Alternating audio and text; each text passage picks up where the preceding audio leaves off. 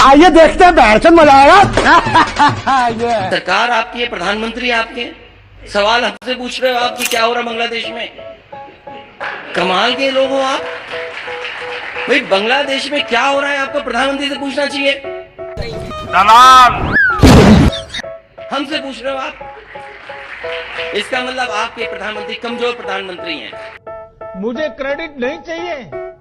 सो तो एक साधु संत जेल में पहुंचा दिए गए। आपकी फॉरेन पॉलिसी गड़बड़ है। बेशर्मो शर्म करो शर्म। और मुझे याद है अभी कुछ दिन पहले जब चाइना को लेकर के स्टेटमेंट दे रहे थे फॉरेन मिनिस्टर, हम लोग यूपी से हैं और यूपी ही प्रधानमंत्री बनाता है, यूपी ही दिशा तय करता है। ये जो 400 पार का नारा था, अगर उस गाड़ी को किसी ने रोका है तो यूपी की जनता का सबसे बड़ा योगदान है और पीडीए परिवार के लोगों का सबसे बड़ा योगदान है। बात तो सही है। यही वो कहते हैं कि आप देखिए, पिछड़ा, दलित, अगड़ा, जो भी आप अल्पसंख्यक या मुस्लिम, यादव, आप जाति में, धर्म में लोगों को आप बांटते हैं। वो कह रहे हैं कि एक है तो सेफ है। मैंने नहीं बांटा, कभी कोई एक मनु ऋषि आए थे, उन्होंने बांटा। तू समझा? हाँ। नहीं, तू समझा नहीं। मैंने किसी को नहीं बांटा, मैं तो जोड़ने की कोशिश कर रहा हूँ। मैं उनको सामाजिक न्याय दिलाने की कोशिश कर रहा हूँ। जो नेता अगर आए, मेरा आपसे बहुत निवेदन है, उससे ये जरूर पूछिएगा कि मेरे जाने के बाद मुख्यमंत्री आवास को गंगाजल से क्यों धुलवाया और मेरे जाने के बाद मंदिर को गंगाजल से क्यों धुलवाया। देश संकट में है। अगर इसका जवाब मिल जाए तो जहां रहूंगा वहां मैं सुन लूंगा जवाब। इसका जवाब, मेरा वादा है कि अगर योगी आदित्यनाथ जी का मैं कभी इंटरव्यू करती हूँ तो ये प्रश्न सीधा आपकी तरफ से मैं उनसे, मैं उसी समय जैसे इंटरव्यू खत्म होगा, सबसे पहले मैं धन्यवाद और आभार प्रकट आपका करूंगा। कटेंगे तो कटेंगे।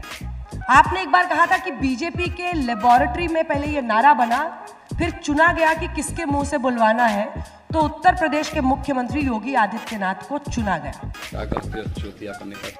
I watched that. लेकिन ये नारा वो आगरा से शुरू करते हुए हरियाणा, महाराष्ट्र, हर जगह लगा रहे थे। और बीजेपी कह रही है कि एक है तो सेफ है, बटेंगे तो कटेंगे। हिंदू एकजुट हो गए हैं, वो जाति पर नहीं बटेंगे। मैंने इसीलिए कहा आपसे कि जितना पीडीए का नारा हम लोग मजबूत करेंगे, उतना ही भारतीय जनता पार्टी की कम्युनल पॉलिटिक्स होगी। बात तो सही है।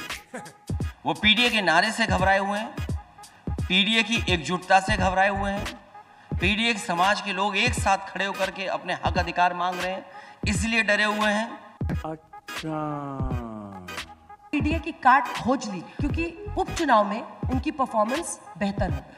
आपने इस तस्वीर में थोड़ी कमी छोड़ दी। जो अभी तस्वीर दिखाई दे रही है स्क्रीन पर, उसमें आपने कमी छोड़ दी। अगर आप पुलिस भी लगा देते बगल में तो शायद पूरी हो जाती तस्वीर। बड़ा हरामी हो बेटा। किसान के सवाल पर भारतीय जनता पार्टी चर्चा नहीं करना चाहती है।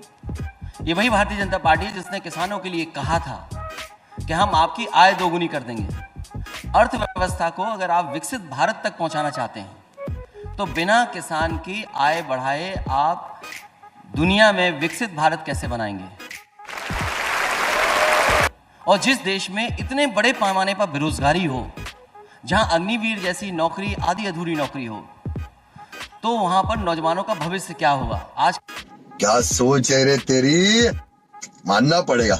नौजवान सपने देख रहा है, एक अच्छी नौकरी मिल जाए, सम्मान का उसको रोजगार मिल जाए, वो सपने देख रहा है। आज कोई भी सरकार कोई बात छिपा नहीं सकती है। आज के जो युग में हम जिस तरीके से जी रहे हैं, हर चीजें हर एक को पता है। तो अभी भी उन सवालों का जवाब भारतीय जनता पार्टी ने नहीं ढूंढा है। महंगाई का सवाल वैसा ही का वैसा है जैसे पहले था। कोई परिवर्तन भारतीय जनता पार्टी के फैसलों में नहीं आया है और उन फैसलों पे चर्चा ना हो, इसीलिए भारतीय जनता पार्टी जानबूझ करके नए नए मुद्दे लेकर के आती है, जिससे कि बुनियादी जो सवाल है उन पर चर्चा ना हो। वाह मोदी जी, वाह वाह।